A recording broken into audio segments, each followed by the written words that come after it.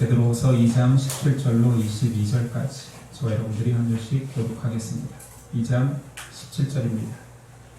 이 모든 사람들은 물 없는 샘이요 광풍에 밀려가는 안개니 그들을 위하여 캄캄한 어둠이 예비되어 있나니 그들이 어떠한 사랑의 말을 토하며 그들에게 행하는 사람들에게서 겨우 피하는 자들을 음란으로써 육체의 정욕 중에서 유혹하는구나. 그들에게 자유를 준다 하여도 자신들은 멸망의 종들이니 누구든지 진 자는 이긴 자의 종이 됨이라. 만일 그들이 의지를 신신주 예수 그리스도를 알고 세상의 더러움을 피한 후에 다시 그 중에 얽매이고 지치면 그 낮은 형편이 처음보다 더 심하리니 의의 도를 안 후에 받은 거룩한 명령을 저버리는 것보다 알지 못하는 것이 도리어 그들에게 나으니라. 참된 속담에 이르기를 개가 그 털었던 것에 돌아가고 돼지가 씻었다가 더러운 구덩이에 도로 누웠다 하는 말이 그들에게 응하였도다. 아멘. 오늘 말씀의 제목은 진정한 자유입니다.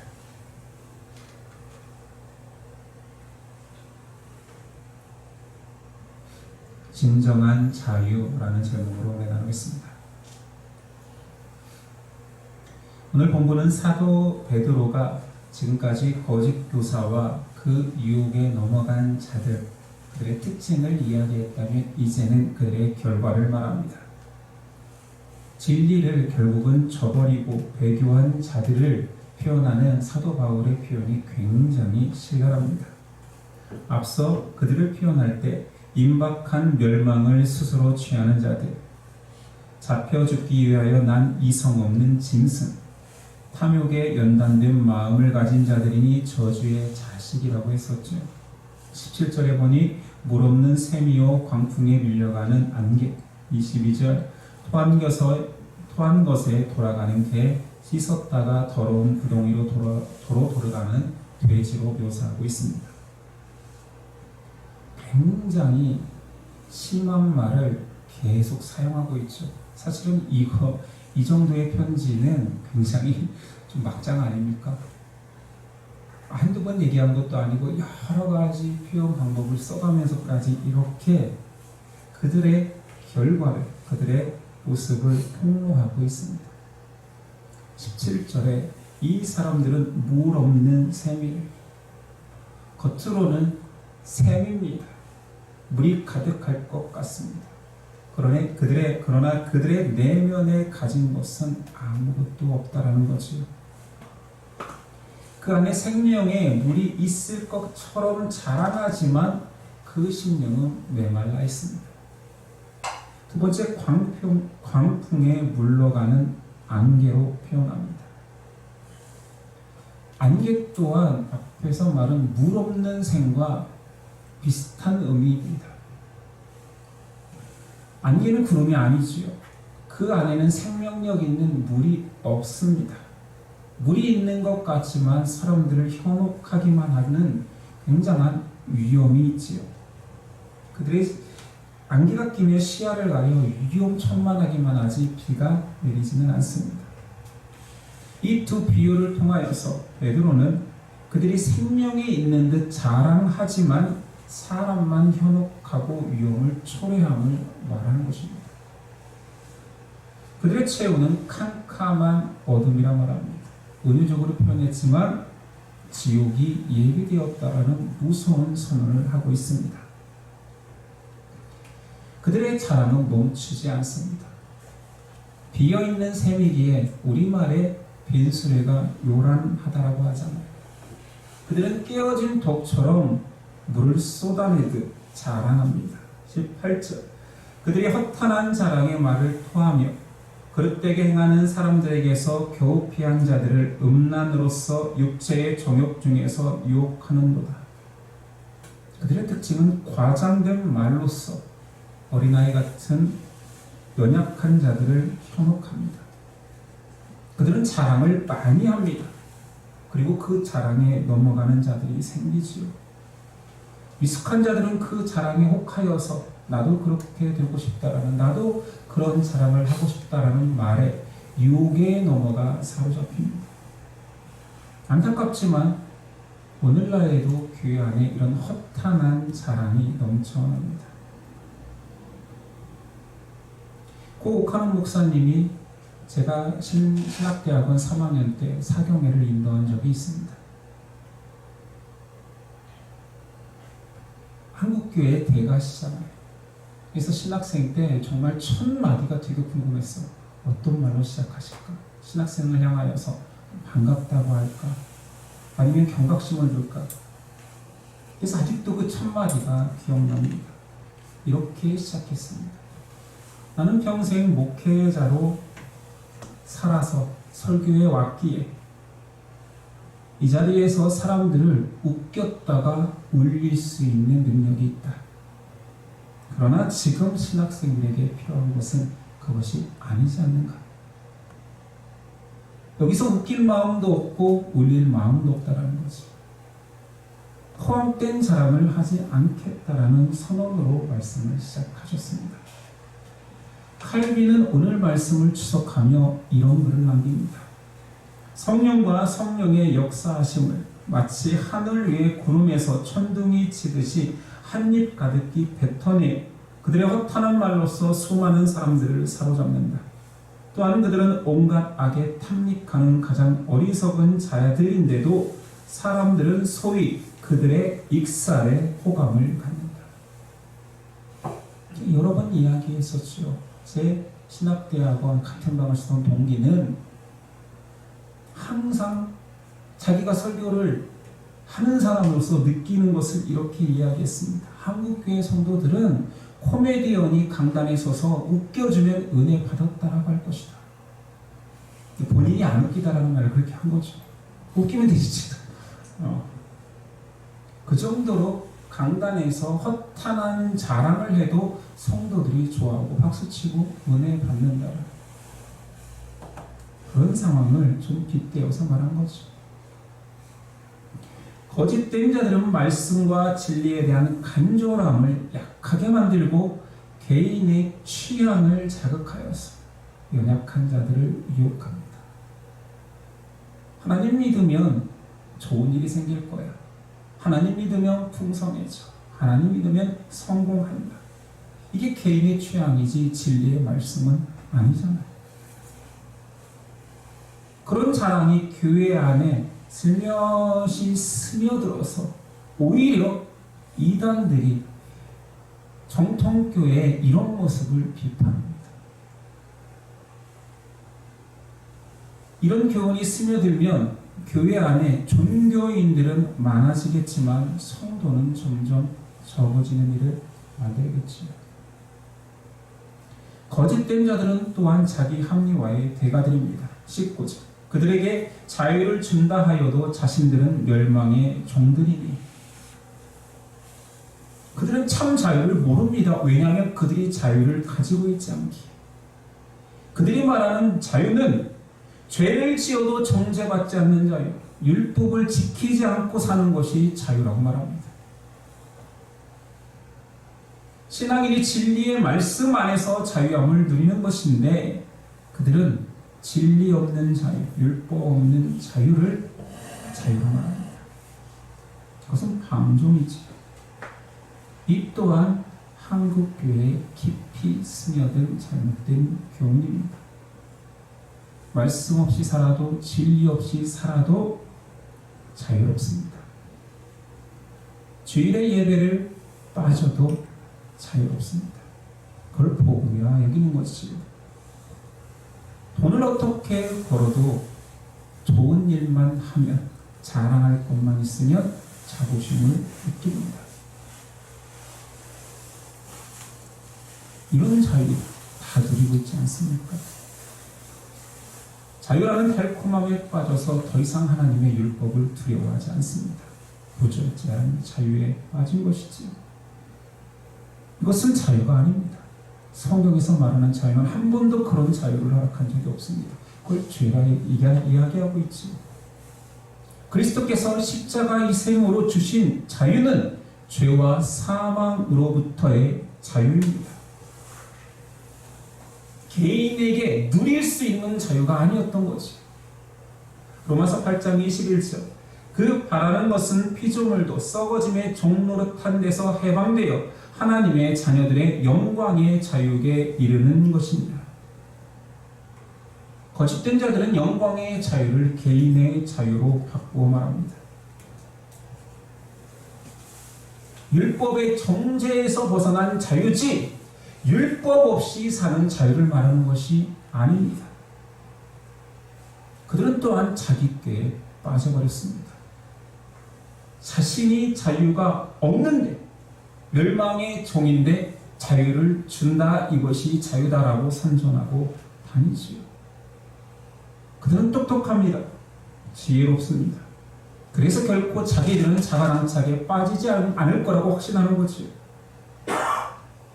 기독교 역사를 돌이켜보면 한 사람이 잘못된 자유에 빠진 게 아니라 시대 전체가, 절대 다수가 잘못된 자유에 빠진 시기가 있습니다. 알다시피 구약에도 수많은 시기에 그렇게 잘못된 자유를 탄식하고 죄 가운데 있었죠. 제가 여러분에게 물어보겠습니다. 구약의 그 시기, 기독교 역사의 어떤 시기에 그렇게 잘못된 자유에 빠졌을 때 지혜자가 없었을까요? 미숙하고 어리숙한 사람들 천지여서 그런 겁니까? 혹 지금보다 그러면 헌신자가 없어서 그들이 잘못된 길로 전부 다 빠졌을까요? 중세를 기독교 암흑기라고 이야기합니다. 그때는 과학도 수학도 철학도 문학도 천재들이 넘쳐날 때입니다. 하나님의 진리를 찾기 힘든 암흑기였습니다. 지혜가 없어서 암흑기가 온 것이 아니라 스스로 지혜 있다 하는 자들이 많을 때 기독교 영적 암흑기가 왔습니다. 베드로는 오늘 전쟁 비유로서 참 자유를 표현합니다. 누구든지 진 자는 이긴 자의 종이 됩니다. 굉장히 난해 구절입니다. 그래서 여러 주석가들, 성경 해설자들은 이 구절을 단순히 앞의 말에 연결하여서 진 자는 거짓 선생들을 말하고 이긴 자는 멸망에 썩어질 것이라고 그냥 아무 문장하고 연결해서 해석합니다. 그러니까 정욕 가운데에 빠져서 생명을 잃은 사망으로 걸어가는 자들은 틀림없이 사망 가운데 질 것이다, 종이 될 것이다 라는 표현으로 보았죠. 그런데 칼빈은 이걸 전혀 다른 문장으로 해석했습니다. 예수 그리스도께서 죄와 사망으로 영적 전쟁에서 승리하셨기에 그 승리에 참여한 자들은 그리스도께서 이긴 자니 이긴 자가 데려온 그 모든 자들은 그리스도의 종이다라는 표현으로 해석을 했습니다. 그러니까 참 자유는 그리스도 안에 들어와 정의된 자라는 선언인 거죠. 이것이 바로 기독교의 역설입니다. 우리가 알고 있는 자유하고 전혀 다르죠. 참 자유가 뭐라고요? 그리스도의 종이 되는 것. 그것만이 진정한 자유라 말하는 것입니다. 그리스도인은 십자가 은혜 때문에 내 자유를 오히려 내려놓습니다. 그것이 기독교의 자유입니다. 하나님을 믿을수록 더 많이 누리고 풍요로워지는 요즘 현대인들이 좋아하는 경제적 자유 또는 관계적 자유를 말하는 것이 아닙니다. 믿음의 자유는 십자가 때문에, 은혜 때문에 계속 믿음 안에 붙들려 사는 것입니다. 어쩌면 십자가에 매이는 것이지요. 여러분들이 물을 수도 있습니다. 어떻게 이것이 자유냐고. 그래서 사도 바울의 참 자유를 표현하는 표현을 가져왔습니다. 갈라디아서 2장 20절입니다. 내가 그리스도와 함께 십자가에 못 박혔나니 그런즉 이제는 내가 사는 것이 아니요 오직 내 안에 그리스도께서 사시는 것이라. 이제 내가 육체 가운데 사는 것은 나를 사랑하사 나를 위하여 자기 자신을 버리신 하나님의 아들을 믿는 믿음 안에서 사는 것이라. 바울의 자유론이 굉장히 독특하지요. 은혜 때문에 내 권리를 포기하고, 은혜 때문에 내 시간을 포기하고, 은혜 때문에 내가 받아야 될 인정과 높아짐을 내려놓는 것, 이것이 은혜의 자유라 말합니다. 계속 갈라디아서 5장 13절에도 이런 말을 하지요. 형제들아, 너희가 자유를 위하여 부르심을 입었으나 그러나 그 자유로 육체의 기회를 삼지 말고 오직 사랑으로 서로 종 노릇하라. 현대인에게 하는 말 같지 않습니까? 너에게 자유가 주어졌는데 그 자유는 니네 육체의 기회를 삼는 그런 자유가 아니라 사랑으로 종이 되는 자유야. 여러분은 이런 고백한 적이 있습니까? 믿음에 감격하여서 예수님의 은혜가 커서 하나님과 사람의 종으로 살겠습니다. 이 고백을 하는 자가 자유자인 것입니다. 현대교회는 종이 되려는 자보다 교회 안에 우수 고객이 되려고 하는 자들만 넘쳐납니다. 베드로는 자유인에서 다시 죄인으로 돌아가는 자들이 있다라고 말합니다. 베드로가 처음에는 거짓 교사들, 연약한 자들을 유혹하는 자들을 비난하고 고발하고 경계할 것을 이야기하지만 결국은 그들에게 넘어간 연약한 자들도 결국은 그들을 넘어지게 한 자들과 동일한 결론에 이를 거라 말합니다. 결국 돌아서는 자들이 생깁니다. 20절. 만일 그들이 우리 주 대신 구주 예수 그리스도를 알므로 세상의 더러움을 피한 후에 다시 그 중에 얽매이고 지면 그 나중 형편이 처음보다 더 심하리니, 복음을 받아들였지만 결국에는 그 복음을 스스로 물타서 보혈의 불을 타 물탄 복음을 만드는 것입니다. 그것은 복음이 아닙니다. 십자가를 지겠다라고 울며 고백한 자들 중에도 자신의 유익 때문에 그 십자가를 내려놓는 자들이 생기는 것입니다. 종으로 살겠다 고백하지만 종은 종입니다. 그런데 높아지려는 종, 인정받으려는 종, 주인 같은 종이 되려는 신앙인들이 많아지는 거지. 이런 상황에 대한 경고를 베드로만 한 것이 아니라 예수님도 했었지요. 마태복음 12장과 누가복음 11장에는 우리가 잘 알고 있는 귀신 들렸다가 마감을 얻었지만 소재된 집에 다시 더 강력한 7 귀신이 들어오는 비유가 있습니다. 그러면서 예수님께서 그 사람의 나중 형편이 전보다 더욱 심하리라. 이 말을 그대로 베드로가 차용한 것입니다. 베드로는 지금 그 예수님의 예언이 성취되고 있다. 내 주변에 나와 함께 예수님을 믿겠다라고 십자가를 따르겠다라고 모인 사람들이 얼마나 많은가. 그런데 누가 있는가? 베드로는 예수님의 비유를 그대로 차용한 것을 통해서 그들은 귀신에 유혹받아 넘어진 자들이라 표현하는 것입니다. 세상의 거짓 교훈에 수많은 자들이 낙엽처럼 쓰러지고 있습니다. 21절. 의의 도를 안 후에 받은 거룩한 명령을 저버리는 것보다 알지 못하는 것이 도리어 그들에게 나으니라. 이런 범주의 표현이 한국말에 들어있잖아요. 가다가 그만두면 아니건만 못하다. 베드로도 한 번 더 잠언 말씀을 통하여서 그들의 상태를 이렇게 표현합니다. 참된 속담에 이르기를 개가 그 토하였던 것에 돌아가고 돼지가 씻었다가 더러운 구덩이에 도로 누웠다 하는 말이 그들에게 응하였도다. 안타까운 상황이죠. 예나 지금이나 동서고금을 막론하여서 신앙 안에 변절자들은 참 많았다라는 것입니다.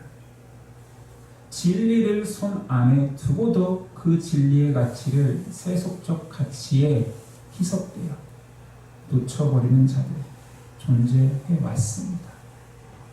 참 자유의 가치를 망각한 채 개인의 자유에, 탐욕에, 욕심에 이끌려 참 자유의 가치를 버리는 것이지. 이런 이들이 많다라는 것은 단순히 나를 제외한 세상에 그런 자가 많다가 아닙니다. 기독교 안에 나를 포함해서 이런 유혹에 참으로 많이 넘어질 수 있다는 것입니다.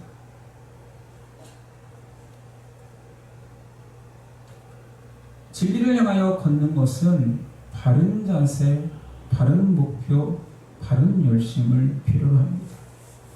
왜냐하면 우리는 단순히 나 한 사람이 이루어내야 할 성취가 신앙이 아니라 그 성취, 하나님이 원하시는 목표까지 가기까지 영적 방해꾼들이 너무 많기, 사단마귀가 우는 사자처럼 우리를 도사리고 있기 때문에 결코 쉬운 일이 아닙니다.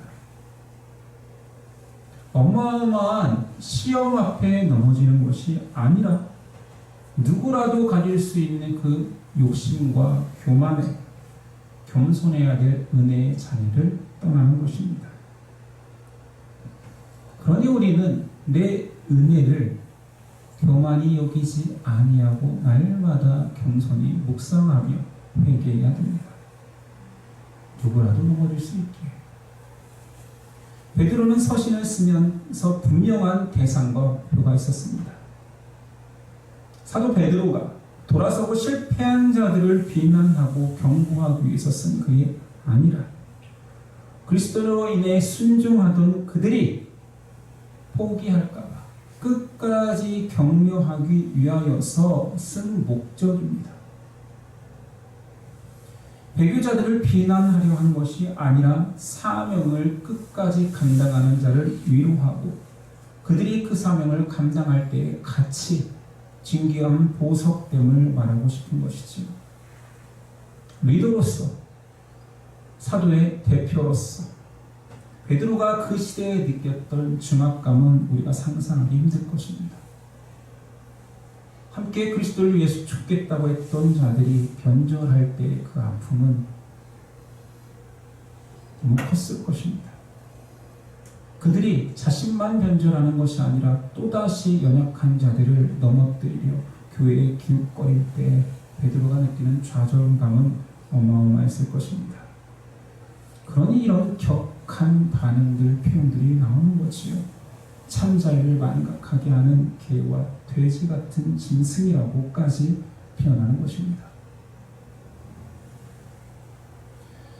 여러분, 믿음의 길은 순탄하지 않습니다. 그것은 계속 예수님도 바울도 신약도 구약도 계속 언급하는 말입니다. 예수님의 표현은 많이 들어왔으니 오늘은 바울의 표현을 들어볼까요? 이 길은 가을 추수 때까지 뜨거운 여름을 견뎌야 하는 농부의 수고와 같다. 경기에 참여하는 선수처럼 자신을 연마해야 한다. 전쟁에 동원된 군인은 생명 다해 싸워야 한다. 결코 쉬운 일이 아님을 강조하는 말들이지. 우리는 흔들릴 때가 있고 우리를 흔들고 있는 사람이 생길 때가 있고 흔들고 있는 가치 속에, 세상 가치 속에 잠식될 때가 있습니다. 우리에게 주신 믿음의 보석은 빼앗기지 않았는데 스스로 내려놓게 합니다. 그리고 그렇게 보석을 빼앗긴 자들은 다른 자들까지 변질시키려 하고 그들은 존재해 옵니다. 그래서 베드로는 편지를 쓴 것이지요. 물없는 샘을 조심해라. 그들은 생명에 물이 없는 자인데 있는 자처럼 너희를 유혹하며 자신의 생명과 자유를 자랑할 것이다. 그들은 허탄한 자랑으로 너희를 유혹한다. 골로새서 2장 8절에도 이런 구절이 있지요. 누가 철학과 헛된 속임수로 너희를 사로잡을까 주의하라. 이것은 사람의 전통과 세상의 초동학문을 따름이요 그리스도를 따름이 아니니라. 바울도 베드로도 정말로 많은 신자들이 다시 세상으로 돌아가는 것을 목격하며 안타까움으로 쓴 것입니다. 도착할 때까지 우리의 경주는 끝난 것이 아닙니다. 예수 한번 믿어 드릴까? 신앙 고백할까? 구원의 확신이 있다라고 고백해 드릴까? 그러면 나는 천국의 티켓이 보장된 것처럼 신앙생활하는 많은 성도들을 향한 경고지요.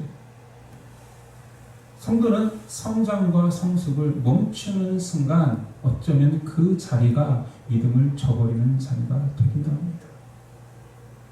제가 정말 많이 했던 비유 중에 새 속의 물살을 거슬러 올라가야 한다라는 이야기가 있었죠.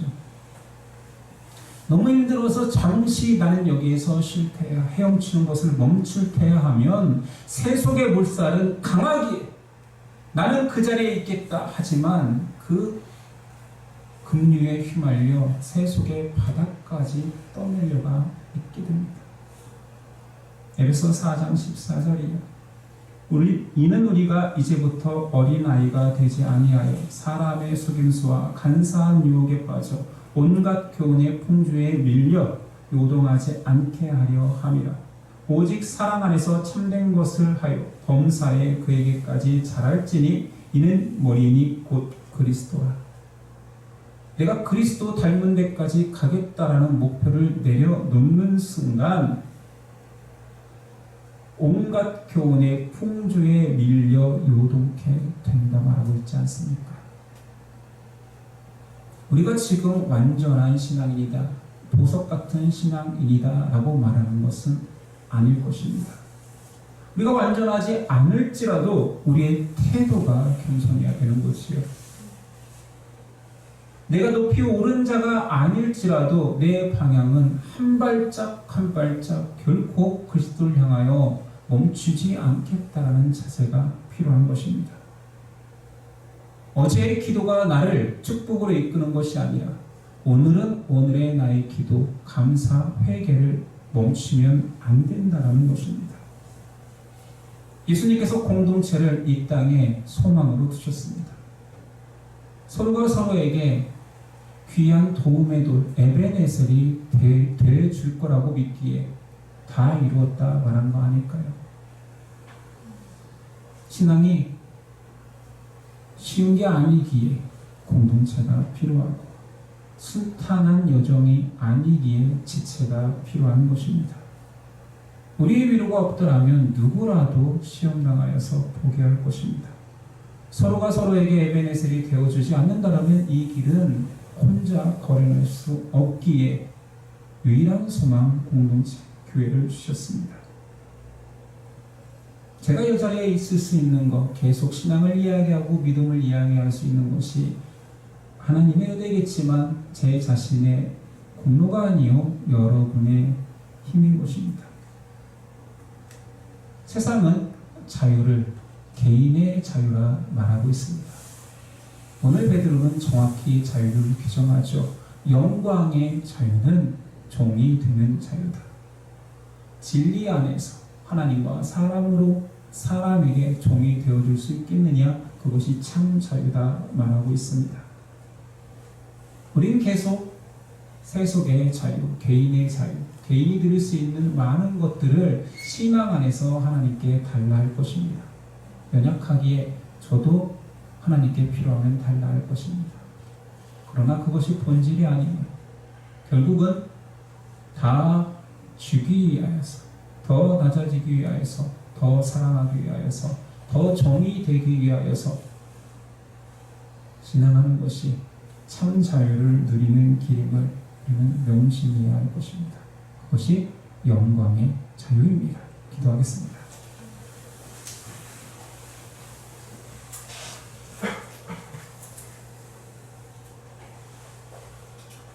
예수 십자가의 보혈로 참 자유를 얻게 되었습니다.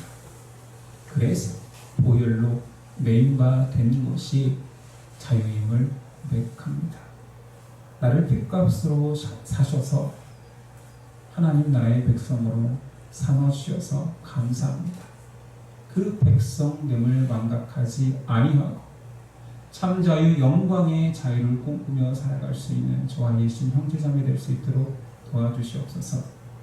누릴 것들이 많지만 종이 되는 자유를, 많이 올라갈 수 있지만 종이 되어 낮아지는 길을 택하는 그 어려운 십자가의 길을 놓치지 않도록 오늘도 믿음 허락하옵소서. 예수 그리스도 이름으로 기도드립니다.